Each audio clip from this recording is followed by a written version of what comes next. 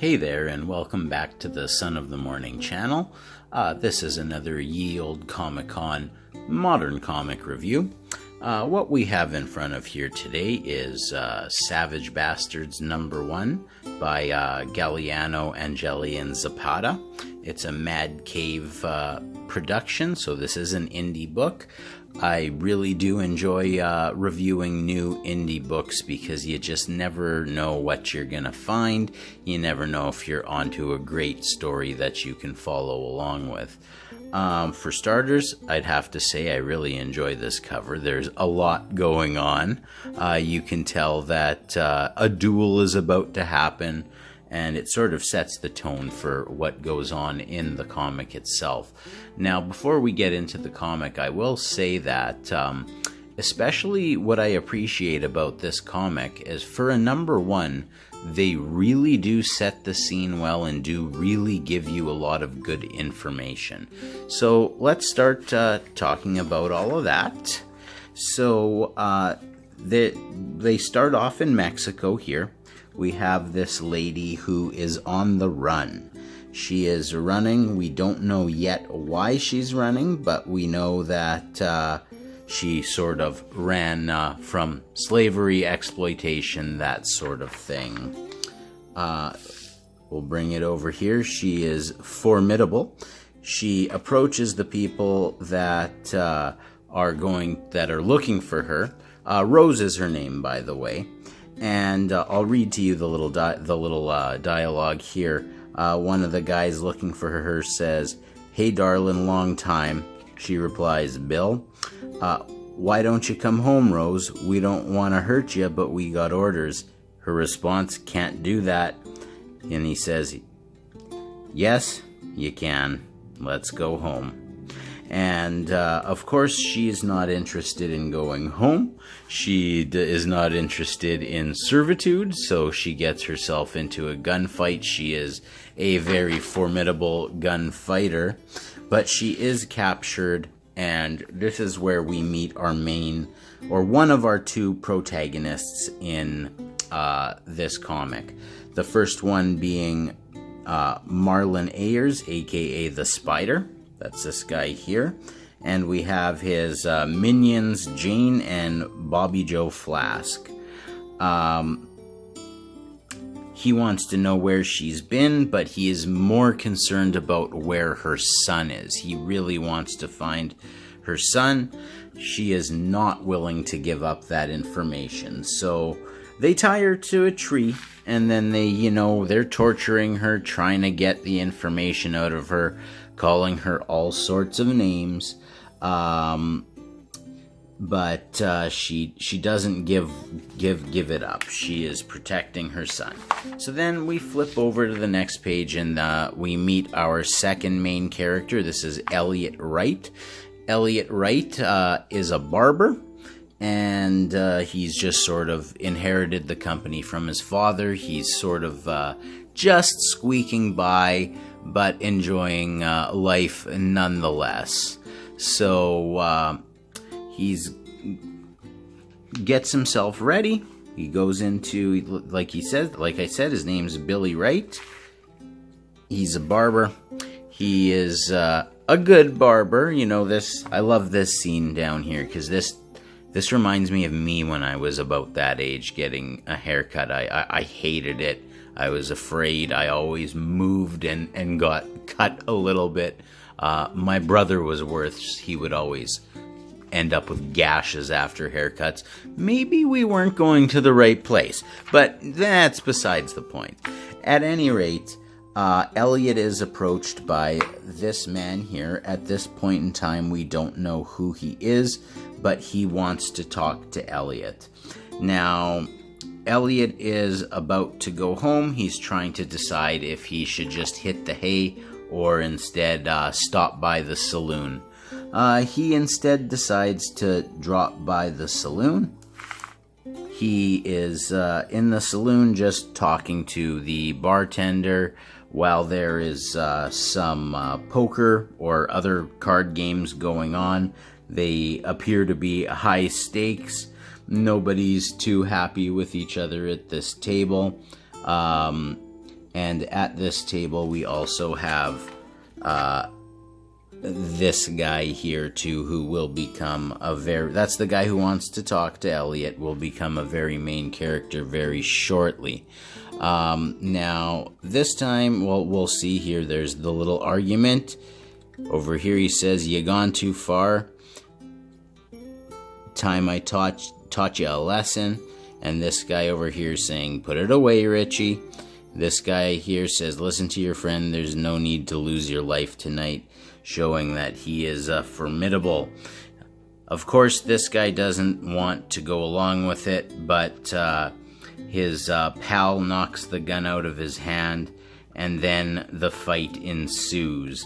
There's a lot of banging and crashing around. Nothing too serious here. Elliot does end up getting cracked over the head with with a bottle, or just narrowly missing a bottle, and then getting hit over the head with a gun.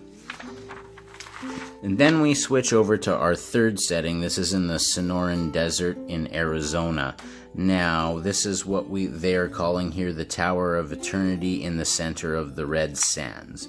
Now, what we learn as we go along is that this area here, the Red Sands, is something that was set up by a character who we're going to meet very shortly, and it is sort of like an island unto itself in the middle of the United States, not governed by the United States or anything like that. He's set up a perimeter of people that are there to protect him. And so we move along, and this is this guy here who started the Red Sands. He's talking about the spider, and he's talking about how they're looking for Samuel. Samuel is, of course, the man who started that gunfight in our last scene there. Everybody's looking for Samuel, but they also did note here that Rose Franklin is dead. We will soon learn that Samuel is actually Samuel Franklin, and that Rose was his mother. Now, in this Red Sands place, there is this guy who is in charge. He is sort of the Godfather. They're going to explain that here in a little bit. But he's asking his right-hand man here to go and find Elliot, because Elliot belongs to him. Now, what I mean by that is that this guy here, he's immortal. He comes from Scotland originally, and that he has his children surrounding him, and he is basically what appears to be a polygamist, but doesn't really trust his children to be his right-hand man, so instead he picks this guy here, who he tells he better succeed or there's gonna be a problem.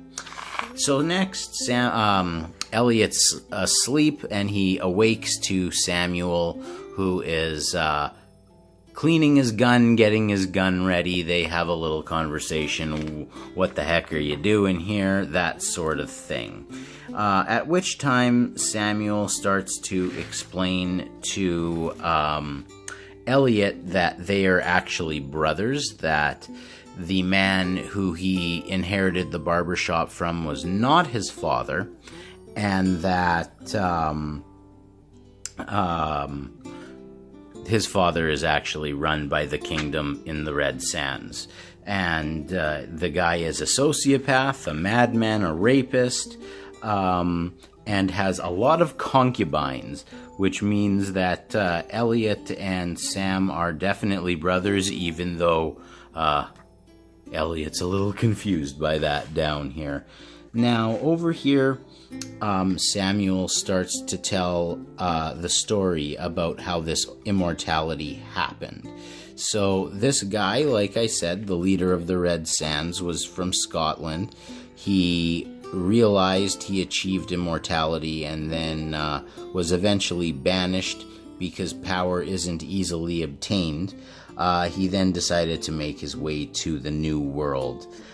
He made it to the New World, started building the Tower of Eternity, and set up Red Sands.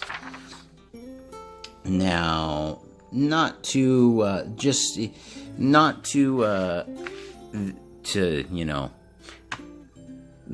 that things would be easy on these guys. As they're eating breakfast, both Elliot and Samuel are sitting there. Samuel's explaining the seriousness of them needing to get out of there as soon as possible, but Elliot sort of is not believing him, just sort of like, okay, I gotta go and open my barber shop, I'm late already. But then, of course, this happens here. Samuel notices that there's a group of men from the Red Sands waiting outside to capture Elliot. There is, of course, a gunfight. The ultimate end here is that Samuel has a horse tied up behind the barn somewhere. They need to run to get it. Elliot is, of course, frightened by this proposition, but he understands that it's death running to the horse or death staying where he is. So they make a break for it for the horse. Elliot makes it. Samuel doesn't. So ultimately, we don't know if Samuel is alive or dead at this point. We're hoping he's still alive. The ad for Savage Bastards #2 sort of leads you to believe that he lived, but we don't know. It's a cliffhanger. So like I said, I really liked this book because it set up 3 different scenarios, connected them all, and really set up the story going forward. I'll be completely honest with you, this is the first comic I've ever read from Mad Cave. I was perusing through the comic store on Wednesday, and I saw the cover, and it stuck out to me, and I picked it up. And the funny thing about this book is that this art style by Carlos Angeli, generally speaking, this is not an art style that I'm a huge fan of. But I have to say, especially with things like this, I really do like his take on this style of art. And another good shot there. So I'm really impressed with the art, I'm really impressed with the story, and I'm very much looking forward to seeing what happens on Savage Bastards #2. So please like the video, subscribe to the channel, and we will talk to you next time.